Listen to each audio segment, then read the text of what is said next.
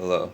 We are the virtual office manager team with Frank Sang, Spencer Offenberger, Luis Moreno, and Emmanuel Gonzalez. This is the first progress report for the second semester and the sixth progress report overall. Today we'll be talking about getting together to go over what we are going to do this semester and updating the Gantt chart and starting our blog, meeting with our faculty advisor, setting up a meeting time for further meetings throughout the semester, working on the reimbursement forms for purchases we've already made, as well as purchases we will make, and then buying the new screen.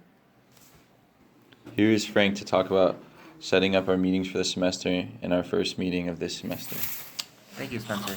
So for our first thing, we were getting together, talking about the overall progress that we had in the last semester, and then looking at the goals that we wanted to get done this semester in 489. We also wanted to update our Gantt chart because a couple things have shifted, but that is due with progress.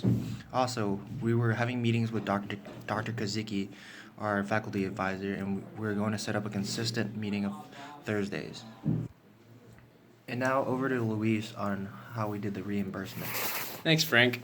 Right now, we need to be preparing and submitting the proper documentation for reimbursement as we have purchased all necessary hardware, like the display and the three-dimensional casing for the enclosure of our product. Now on to Emmanuel for the new screen.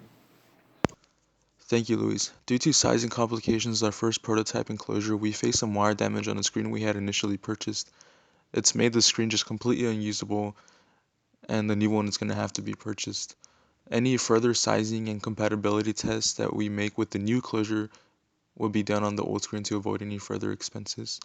In our next progress report, we'll be looking to give updates on the status of the prototype, both in regards to software and hardware, on acquiring patents for the device, and on potential meetings with local investors interested in our device.